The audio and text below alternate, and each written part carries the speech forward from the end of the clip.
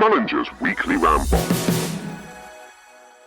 Hello, my friends. It is Wednesday, the 15th of January, and it is, of course, time for the 38th ever episode of Mullinger's Weekly Ramble.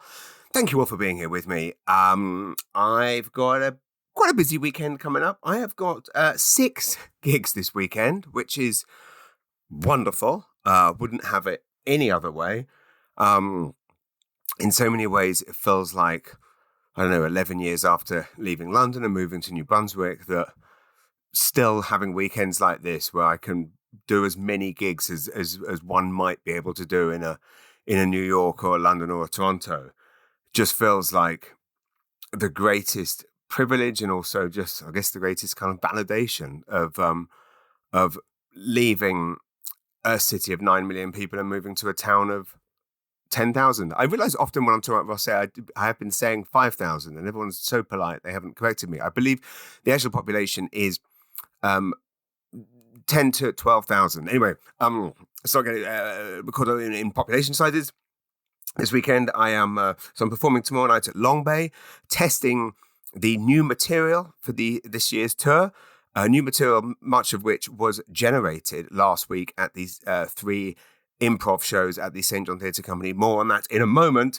And then Friday, I'm headed to Fredericton to play the Comic Sutra Comedy Club, which Kelly Lamrock is and his amazing wife Amanda. They are the visionaries behind this. They have somehow come out right out the gate with Fredericton's first ever comedy club, and they're just selling out show after show after show. Obviously, testament to the amazing comedians there are in this province. I think I've mentioned this before about the fact that, 15 years ago when I wanted to do a show here in New Brunswick, there were 3 comedians here, I believe, 3. Lloyd Raven, the late, great Lloyd Raven, the great Shane Ogden, who actually headlined a string of sold-out shows at the Comic Sutra last weekend, and the amazing Neil Mundell, who, again, Lloyd... gone but never forgotten, and Shane and Neil just have been just great friends of mine now for basically close to 20 years. Anyway, my point is there was 3 comedians in the province. Now there is upwards of 100 comedians in the province, and I would go so far as to say there are more great comedians in this province now than many other provinces. It's insane. Last week being a perfect example at the Saint John Theatre Company. My 3 openers were Brad Rice, Jeff Pinnell, and Caitlin Dean. All absolutely phenomenal. All as good as any headliner you might see at Yuck Yucks in downtown Toronto, or any big comedy club across the country. Laugh Stop in Calgary, Rumors in Winnipeg. All headline quality comics that work their backsides off. To get great at this, difficult job. Anyway, so Comic Sutra, it's succeeding for all of these reasons, and it's just incredible how they've come out the gate and given Fredericton a comedy club, which, as I say, it's just being packed out every single night. Next week I have 4 shows next week, and then the week after I have 4 then as well. Again, it's great to be busy. So last week was last week's podcast I was recording before the first of the 3 Saint John Theatre Company improv shows. Now, I'll tell you a bit about how these shows came about. Stephen Tobias, the director and founder of the Saint John Theatre Company, an absolute maestro when it comes to the arts, performing arts, live entertainment. The amazing thing about the Saint John Theatre Company is they obviously put on world-class productions. I don't know if anyone saw Wonka the musical at the Saint John Theatre Company before Christmas, but their productions are Broadway quality. And there was a big feature on the Saint John Theatre Company and their incredible Courthouse project, which is basically opening a brand new all-singing, all-dancing performing arts centre in King Square in St. John. So, what's my point? Stephen Tobias came to me, and again, it's one of the few arts organisations around that, again, treats stand-up comedy with the same reverence as other performing arts forms. They don't look down on us jokesmiths. And so Stephen said he'd like to do a series of shows with me. We had a meeting. This was kind of, spring last year, and we were saying we wanted to do something different, something innovative, something that wasn't just me doing stand-up. Again, always trying to keep things fresh and interesting. Anyway, we landed on this idea of improvisation. The audience, basically how it worked, I had an amazing opener for each show, as I mentioned, and then I would come out and improvise 80 to 90 minutes solely based on subjects suggested by the audience. So the audience would write topics down. I wouldn't get to see them. I had no preparation time. The audience would come in, 120 people each night, sold out, which again, thank you. I mean, it just feels... Last week, I'd say, was one of those weeks where I actually, when you have... we all go through ups and downs and times when you feel happy. Like, I've never felt more kind of happy, fulfilled, satisfied. And I mean, come Saturday morning when I woke up and had just done 3 nights on the trot of improvised material to packed houses, just genuinely a warm and fulfilling feeling. I mean, babe, what I'm trying to say is I was really, really, really, really happy. And woke up Saturday morning just feeling on top of the world. And my wife went out for her gym and then spin and then walk and blah, blah, blah, blah. And I sat and rented the movie A Real Pain with Kieran Culkin and Jesse Eisenberg. Fascinating story behind that. I think I mentioned this interview that Kieran Culkin did in The Guardian. I mean, Kieran Culkin, fascinating case study. He almost pulled out of the film. And Jesse, Emma Stone is one of the producers, and she phoned him and said, look, it's, if you need to put out, you need to put out. And he was like, but you'll find someone else. And she was like, oh, no. If you put it out, it's not happening.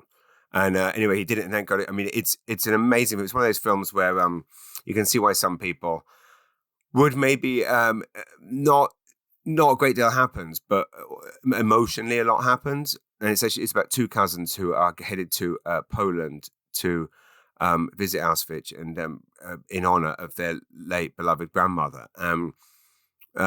I am a quarter Polish. I don't know if any of you know that. My father and I went to Warsaw in Poland for, to meet our Polish relatives many years ago. I was in my teens. I found the movie extremely moving and funny, and I predict a Best Original Screenplay nomination for Jesse Eisenberg and Kieran Culkin a shoo-in for Best Supporting Actor, even though he's arguably the co-lead. Anyway, my point is, and Saturday I just woke up feeling just great. So anyone that came to these shows last week, like, again, we don't often have these moments and these feelings when we feel like everything's right with the world, but I did. And then River came down and we watched the original Karate Kid. Obviously, we've been watching lots of Cobra Kai lately, and I wanted to show him the movie that we all watched on VHS in 1984. I was 6 years old when Karate Kid came out, and I believe I was 8 when I first managed to get my hands on a VHS tape and just watched it over and over again. I thought Daniel Lewis was the coolest guy in the world. I thought Ali was just the most beautiful woman in the world. And of course, felt very lucky that my wife does indeed look a lot like Elizabeth Shue. My wife's 50 and she looks a lot like Elizabeth Shue did at 18. Which has nothing to do with The Substance, by the way, which I watched The Substance as well on Saturday night, the Demi Moore movie. Fascinating. Again, another one of these interesting Oscar movies where it's kind of like, well, not exactly entertaining, but then it is 2 hours and it's real, full-blown body horror gore. So anyway, the shows just were so much fun. And everyone that came up, okay, so I'm sitting here with a part of the subjects here. So, I mean, literally, there was one show... there was all the things that you would expect. There was a lot of Elon Musk, a lot of Trump, a lot of 51st State. On the first night, it was literally like, I decided, understandably, as you can imagine, they briefly toyed with the idea at one point, do I set some, plants in the, like, do I, put some subjects in there just in case it all goes off the rails? And I made the decision to not cheat at all. There was no setups, there was no prompts, there was no... everything that happened on stage. So basically, the rule was this: I have to answer any question, I have to do a routine on anything I pull out, and I'm not allowed to move on from the subject until I get a decent sized laugh. So, like, sometimes there would be one, it would happen quite quickly. I mean, a Trump thing or a EV car thing, and then other times I would have to keep going and going, and in order to kind of find a decent line, a decent bit of humor in it. It was it was a really, really fascinating experiment, and I did it for a variety of reasons. One of the reasons was to kind of essentially loosen myself up as a comedian. As you will know, I'm a meticulous planner, meticulous note keeper, meticulous. Every detail has to be a certain way. Very OCD about my, I get very thrown if things aren't quite how they're supposed to be before a show. I don't like curveballs, and I'm trying to change that about myself. And rather than needing such and again, I know when I look when I'm on stage, it looks very haphazard and all over the place, and like everything's going haywire. But it is actually meticulously rehearsed to be like that, which is interestingly. Eddie Izzard's a perfect example of someone whose entire act is so. Seemingly stream of consciousness, flight of fancy. And yet one of the only times I've ever done anything like this before was when I did the set list at Just for Laughs in Montreal in 2013. I can't remember if I've told you this story before. Set list is a concept created by Paul Provenza and Babs Raymond. And it was a TV show, and it was a live show, and it was essentially comedians, exactly this, where comedians come on stage and topics appear on the screen and you have to improvise a routine on the spot. Now, crucially, each person's set was only about 10 minutes. So if it went wrong, you could move on. And I did it, as I say, in a venue in Montreal. And Dave Chappelle was on, Eddie Izzard was on. I think Sean Cullen was there. Who else was there? Judah Friedlander. And interestingly, Eddie Izzard somewhat bombed. And again, not to disparage it is up, but he also went into existing material to try and, I reckon, it's all industry in there. We all recognized he goes into a prepared bit. And I thought that's fascinating that the person for whom their entire stage presence and persona and on stage act is seemingly all over the place, but actually, so well honed and precise that when actually improvising, he couldn't really do it. Not to say he can't, but I'm getting at. And again, Eddie is one of the greatest comedians in the world. So not. But those were 10-minute bits. I had to do like 80 minutes, and I mean, that was one of the things, was to come out of my comfort zone, try something different, and of course also generate new material, which I believe I have done, and we'll find that out tomorrow night at Long Bay. When I take the stuff, so I've got a list here of some of the things that kind of worked. A bit on my haircut. I can't.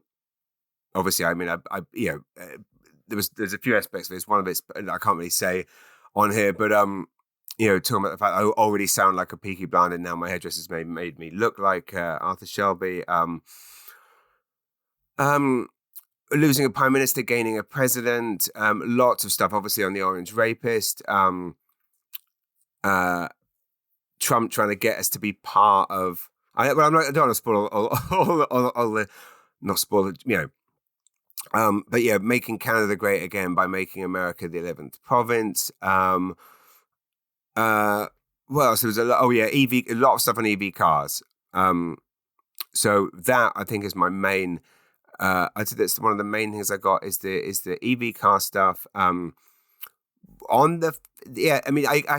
could not predict. I'm looking at the notes here. Here's some of the notes: alien abduction, bell-bottom jeans, butt waxing, a good-looking woman with hemorrhoids and pimples.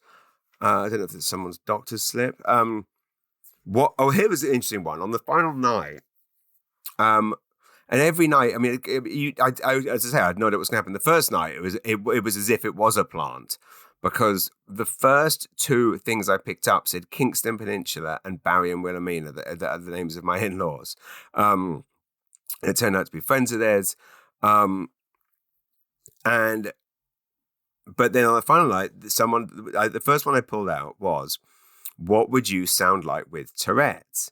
Which is brilliant. And it led to me essentially going into the fact, I don't know how or why, well, I guess it makes sense, but, about the fact that, the C word here in North America is a highly offensive word. But in England, it's kind of a term of endearment, and it's kind of, thrown around so willy-nilly that it's lost all. And I couldn't understand why it was considered offensive here until I realized that here it's a misogynistic word. that like often like misogynistic men would use to disparage women, which in England it's not used that way at all.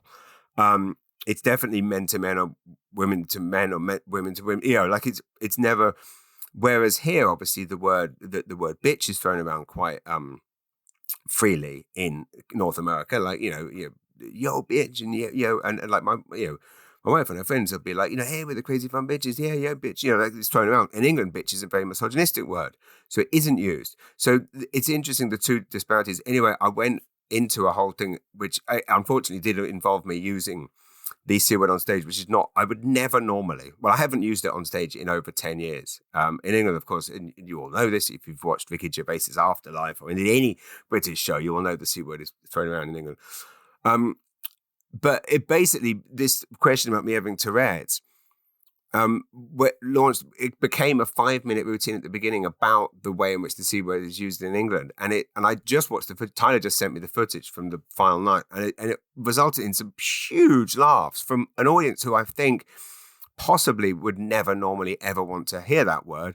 I certainly wouldn't want to ever offend anyone by saying it. But yeah, straight out the gate, massive, like 2-3 massive laughs on the punchlines, and full house applause breaks. But I think this is the interesting thing, is that when you publicize a show as improv and off the cuff, people do come with a very open mind.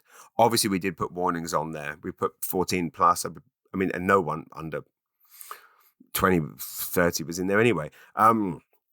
But I feel like we had warned enough. I'm just looking, what other things are there? Lack of street signs uptown, acts like a drag queen, Caitlin Dean, a few people wrote down, how many Karens are there? I did go around the audience finding all the Karens. Someone put tater tots. I mean, you just couldn't predict what was going to be there. Anyway, I think I got lots of new material, and it was just, like I say, the most fun. So the takeaways are, I had so much fun that thank you to everyone who came and let me play and just with such great audiences. All 3 shows, I mean, you could expect, as Anthony, amazing Anthony Allen at Saint John Courthouse Company, I said, look, it could have gone really bad. And he was like, I thought it was going to. He said, like, I thought you were going to crash and burn. There were, I mean, inevitably, there were lulls in the shows. There were points where I got backed into a corner. I had no safety net, but equally, that's the nature of the beast. But I always came out of it. Basically, I mean, as you know, I'm rarely happy about how a show goes. I really do a stickler for perfection, and yet I have to say, over the moon with how all 3 went. I haven't watched all the footage back yet. That's going to be tomorrow's job, sitting going through it all, pulling out stuff that's usable for the tour. And the takeaway is that we're going to be adding more shows at the Saint John Courthouse Company later this year. Same drill. You pick the subjects. Plus, the other takeaway is I am very seriously considering taking this on the road, doing this across the country. Wouldn't it be fun to be? I mean, how great for me to actually be able to free up my brain. Pardon me, so I don't know why I'm burping so much. To free up my brain during the day, rather than meticulously like planning and stressing out when I'm on the road. Imagine I could just relax like a normal comedian, go to the cinema and watch a movie, read a book, go for a walk. I mean, I do all those things, but I'm constantly stressing about the gigs that night. Imagine if I could do this. Imagine how fun it'd be to turn up in Calgary or Kelowna or Vancouver Island and just do this and let the audience pick the subjects, because the confidence this has given me is insane. That I guess what I'm trying to say is, for the first time I've actually felt like I came out of it feeling like, wow, I actually am a comedian. I've always felt like a pretender, like a fraud, yeah, that's that feeling constantly. Someone's going to go, sorry, your time's up. No one's falling for this anymore. And yet, to be able to go out and improv for that length of time, in some cases, obviously, I was telling stories that I have told before and bits that I've done before. But again, I had no idea. It was all based on, it was, for example, I'm looking at this one now. Someone wrote vasectomy. Now, obviously, I have a routine on vasectomy. I haven't done it in 5 years.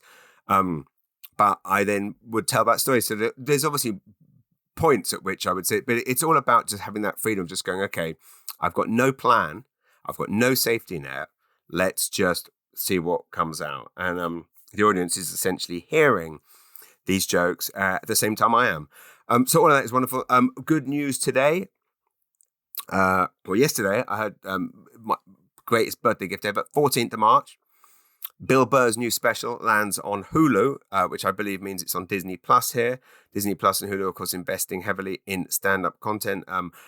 Rumors that Bill Burr wasn't happy with working with Netflix. I mean, let's face it, these things are probably always about money.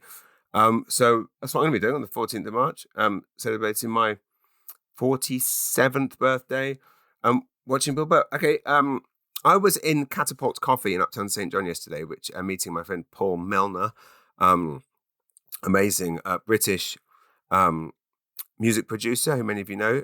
He has an incredible studio in Uptown Saint John, Trillium music studio. Most seen a feature on it in the magazine. Produced albums for everyone from Keith Richards. I mean, just absolute legend. Anyway, we're working together on. I'm going to release not one but 2 vinyl albums this year.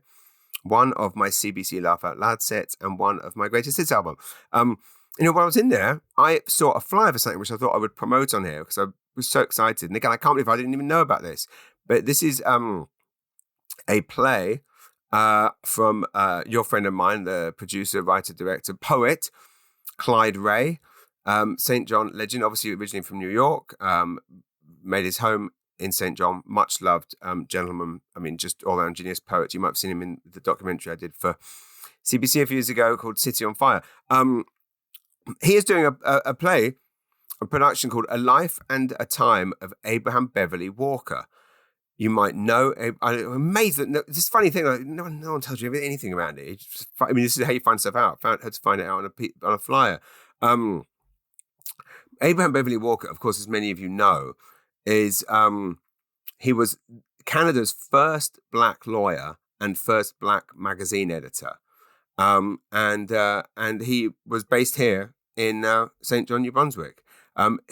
His magazine Neath, which by the way there are copies of in the Fredericton UMB library. Peter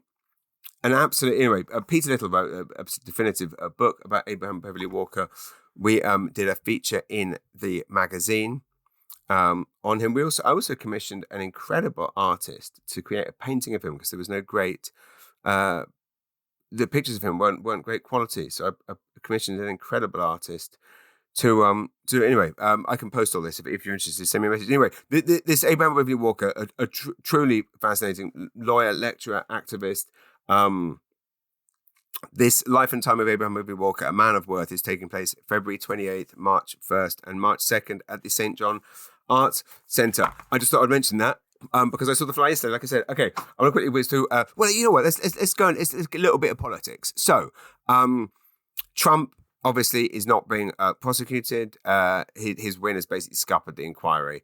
But the special counsel's report did say that the president-elect would have been convicted if he hadn't become president. I mean, literally couldn't make it up. There were various findings. These are the key findings from the whole report, which is fascinating. I mean, as we know, Trump, there's no point listing what Trump's done.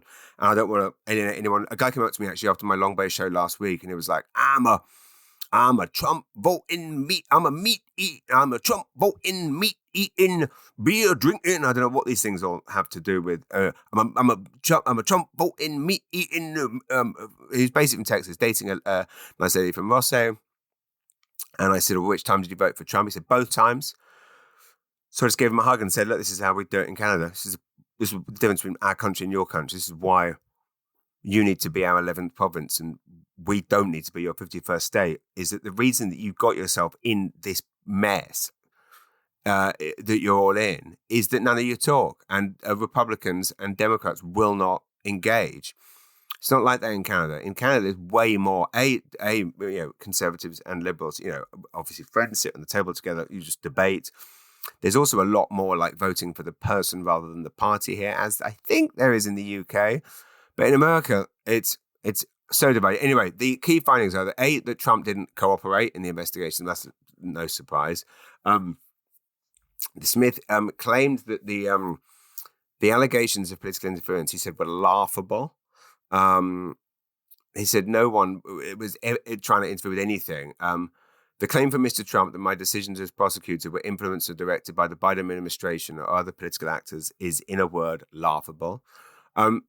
Trump knew obviously we knew this, that he knew that his allegations of voter fraud in 2020 were false. Isn't it amazing that someone can literally try to overthrow democracy and I mean, basically treason, and get away with it and get elected president while also on the side, like thieving and raping and pillaging. I mean, he's basically a modern day pirate.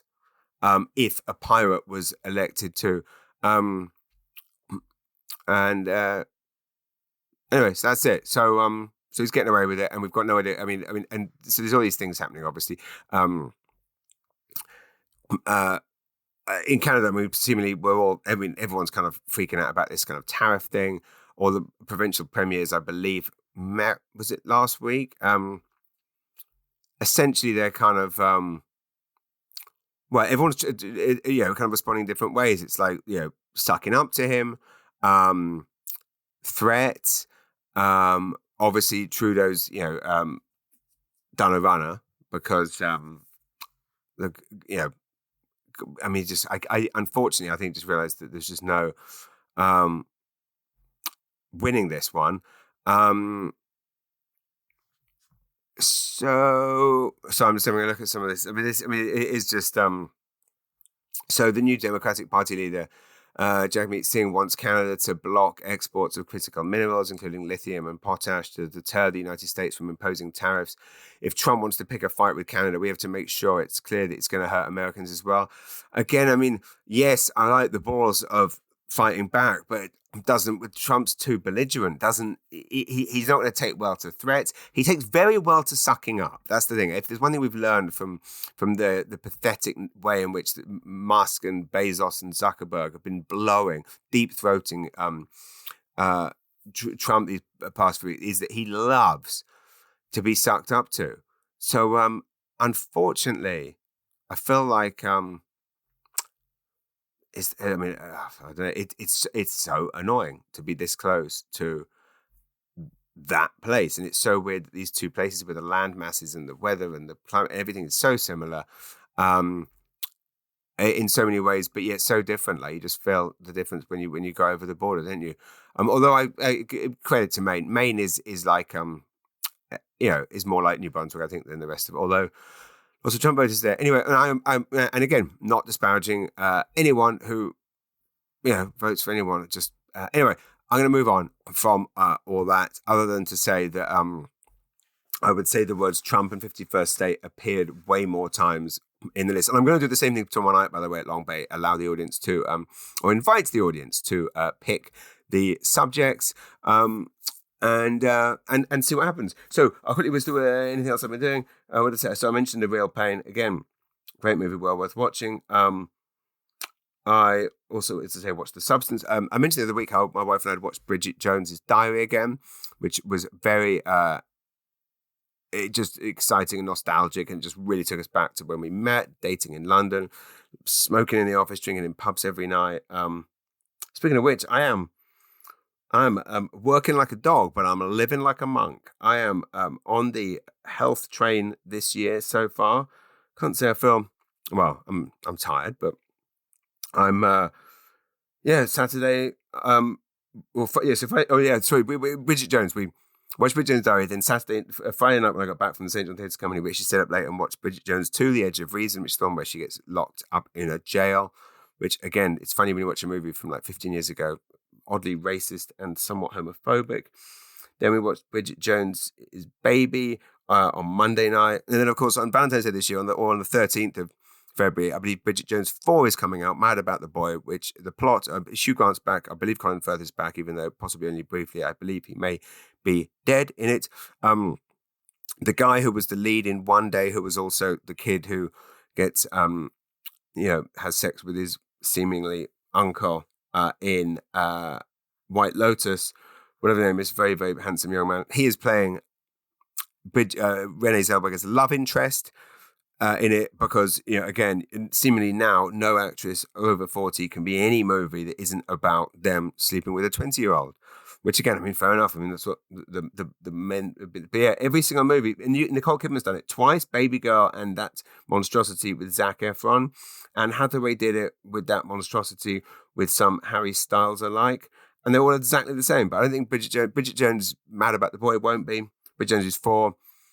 Richard Curtis is involved. Emma Thompson, I believe Dan Mazer, who I met a couple of times in London when he directed, I believe, his first movie. He obviously worked with Sacha Baron Cohen on Borat. He directed one of the most I would say, what's the word? My brain is not working. It's bad.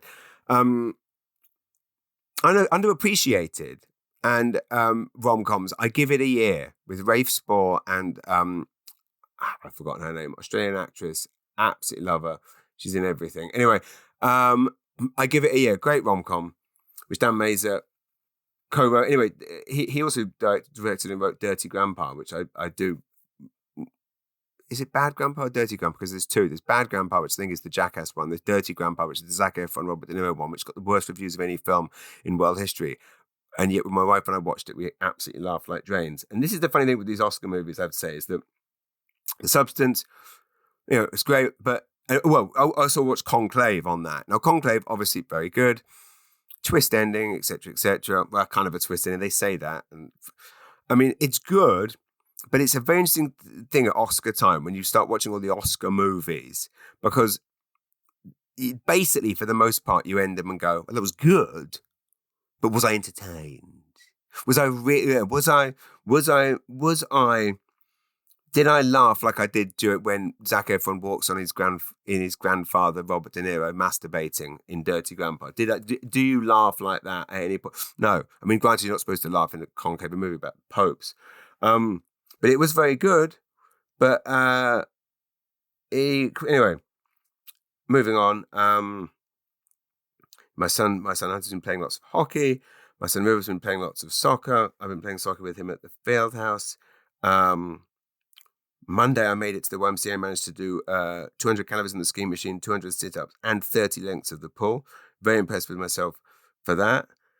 Still not shaking off the Christmas weight, but I guess it takes time. I guess when you do drink boxes of wine for breakfast every day for a couple of weeks and eat your body weight in brie and Gouda and espresso cheese, what can you expect? Last night, went to cinema to see Sonic the Hedgehog 3. Sonic 1, I think we saw at the Sussex Drive-In during the COVID. Was that Sonic 1 or Sonic 2? It must be Sonic 1, which was surprisingly good. And again, Sonic 3, very much enjoyed it. And God bless the wonderful people at Cineplex, where Tuesday night, $5 movies. Me, River, and his mate got to go and see a movie for $15. Absolutely amazing. Okay, I'm going to quickly... so that's everything I've been up to and been watching. I have been... I think another reason why I wanted to do these shows last week also, I was talking to a friend last week who is was asking about overcoming nerves. And of course, I mean, I, like everyone, get nerves. And I was trying to explain like various techniques I use. I mean, one of the main ones being that I really had to remind myself last week was everyone here wants to have fun. So rather than go out and kind of say, oh my God, this is crazy, what am I doing? Let's just go out, and I'm going to use this now with my work in progress shows, going out and just going, we're here for fun. Let's have some bloody fun. And it comes back to that kind of mindset of everyone wants you to do well. If you are pitching for business, if you are doing a job interview, if you're asking someone, basically you're speaking in class, anytime you're doing something, the people there, your audience, your colleagues, your pitchees, the job interviewer, they all are willing you to do well. So, it's not like a British comedy audience where they actually want you to fail. So that's one thing. The other thing I always remember is that you are in a place for a reason. If someone has asked you to speak, pitch, present, they want to hear from you. You've not snuck in there. When I go walk out on stage, it's not like when you're starting out and you're going up open mic nights and no one really wants to hear you, and people have walked into the pub not knowing there's going to be comedy, and then suddenly you've got to perform to them. Like when I walk out on stage, I have to remind myself of this all the time. The they are there for a reason, and that reason is that they presumably like something I've done or do. So I'm supposed to kind of be there. That's another thing. The other technique, which I believe I was told this by Paul Tonkinson and Michael McIntyre.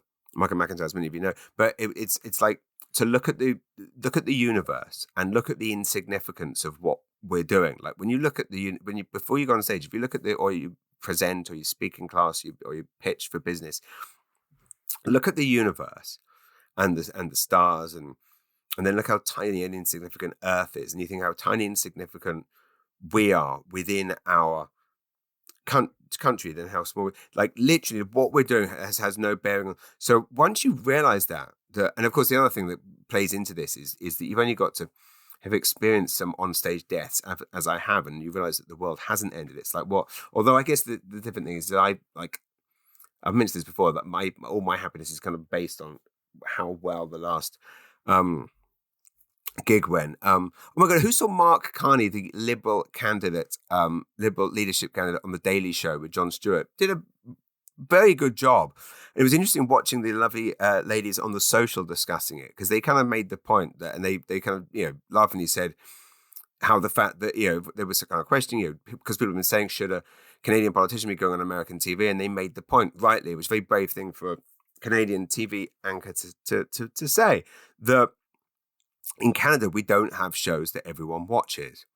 And I have a million issues with that, a million theories as to why that's wrong. I think I mentioned this before about, what is it with Canadian television or the way that, I mentioned, I think, how BBC One on Christmas Day is just back-to-back exclusive new shows that bring the country together. And, right down to, they have like a new Michael McIntyre special on. I know years ago they used to have like a Ron James special on. Now there's like no comedy. But they made the point that, of course, Mark Carney did a great job on it. He was asked when Jon Stewart asked like what Canadians make of Canada becoming the 51st state. He was very funny. Who knows if this stuff was written for him, but he delivered it very charmingly. He was like, it's not going to happen. He was like, we find you very attractive, but we're not moving in with you. It's not you, it's us. It was very funny. He said, Canada and the US could be friends with benefits, but we're not going to commit all the way. And those benefits, he said, would include trade and defense. I mean, what a great way to be funny, but also get a point across. And as they said on The Social is the one. I have to say The Social, not just because I love those ladies and I've been on the show, but it is amazing how a Canadian show is 100 times better than the American show that it was kind of based on. Like when you watch The View, it's just a kind of, I'm not going to be disparaging, but The Social, I just think is great. How they talk about serious subjects seriously and intelligently, but also not pretentiously. And then they talk about, and as they say, every time I've ever been on that show, I've never had such a great experience. So The Social is the one, and the place where people can gather and learn things. And of course, the viewing figures speak for itself. I know every time I've ever appeared on it, I get more messages or people turning up at shows who'd never heard of me before. Jean Chretien, who was 91 last week, gave himself a birthday present, which was he told Donald Trump basically to bugger off in the Globe and Mail. If you haven't read this article, you should. He says, today's my 91st birthday. I've decided to give myself a birthday present. I have two very clear and simple messages to Donald Trump from one old guy to another.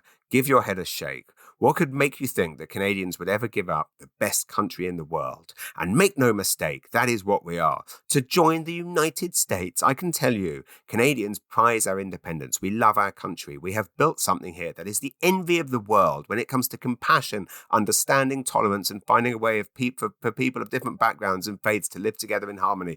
If one thing sums up, this is me now. If one thing is that I know, if one thing sounds like, if one thing sums up what is great about this country, it's all of those things. Literally the complete opposite of kind of what America unfortunately stands for. Now, not to be disparaging to my two American listeners, one in LA, and again, while on the subject of LA, obviously, thoughts with everyone struggling there, and it feels, it does, whenever there's something terrible happening in the world, which is unfortunately always, it feels very silly to be doing my job. Anyway, so I have listeners a listener in Florida and a listener in LA. Maybe I have some other American listeners. If I do, let me know. But is that not amazing that Canada basically has built a country of compassion? He also says that this is another thing that Jean Chretien says.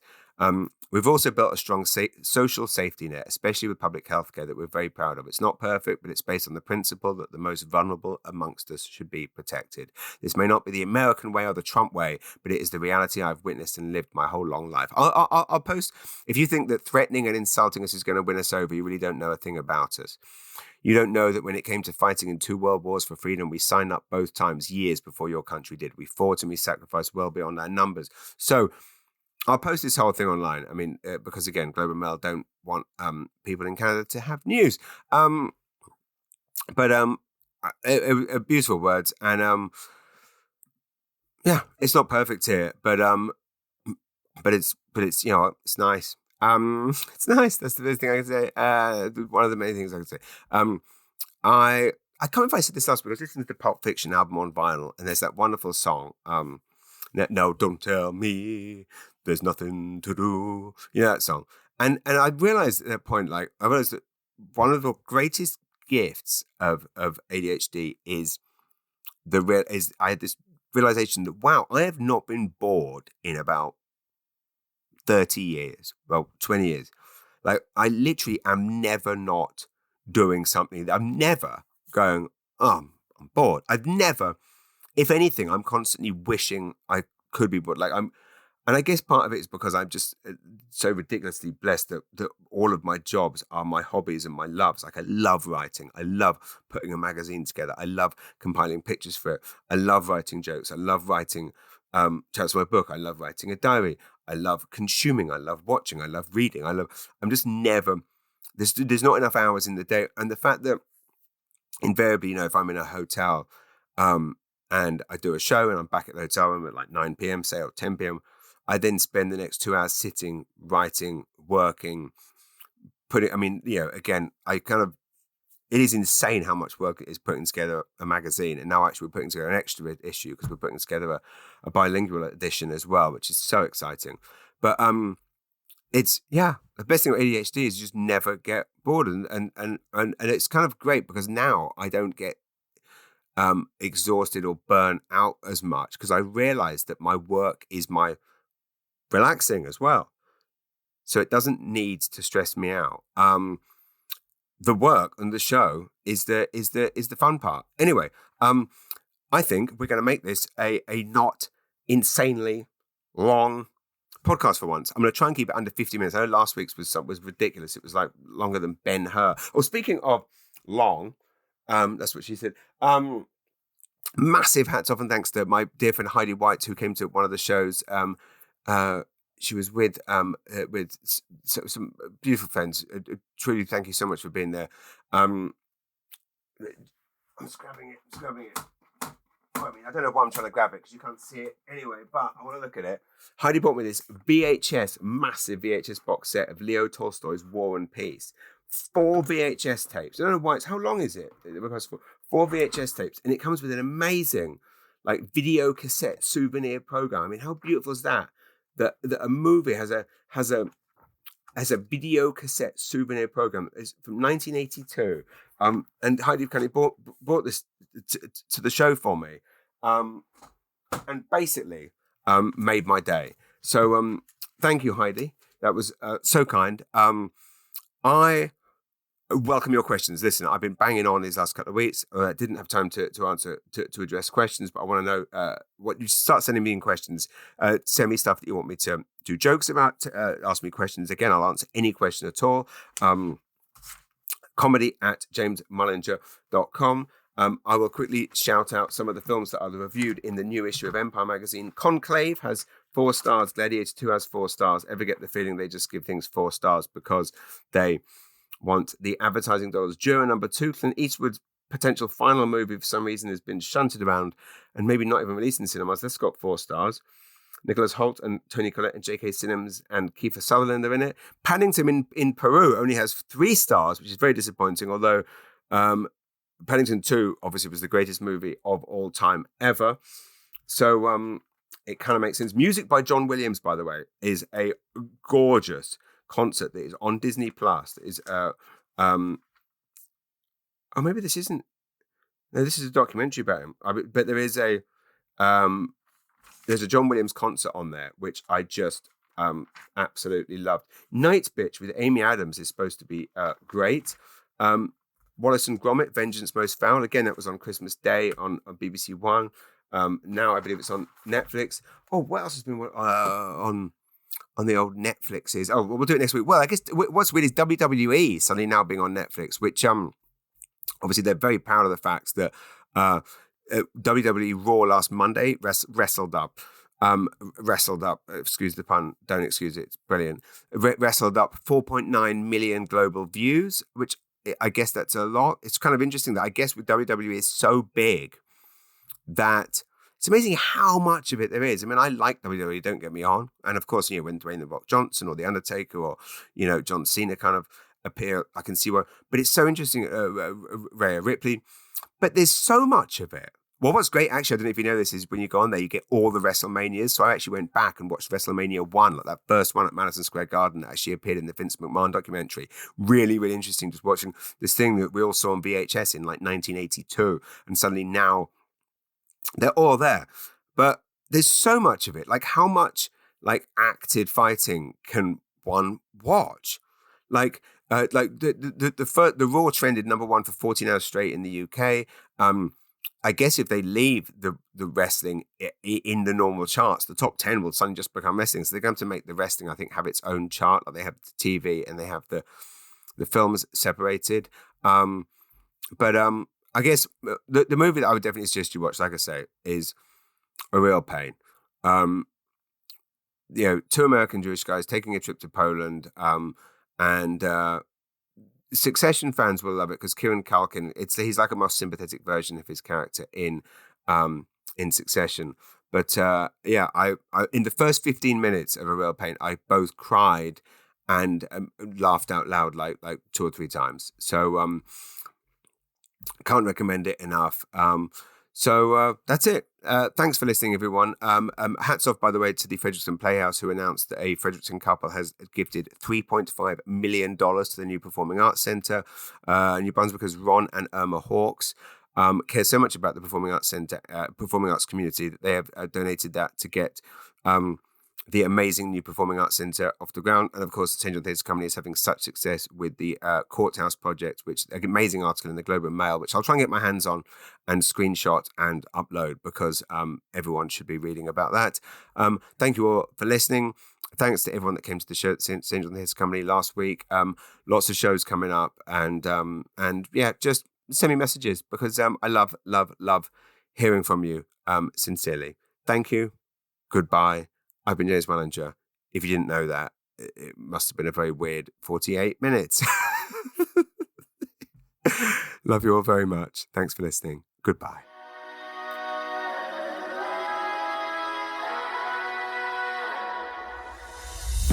Wallinger's Weekly Ramble. You've been listening to a Podstarter production.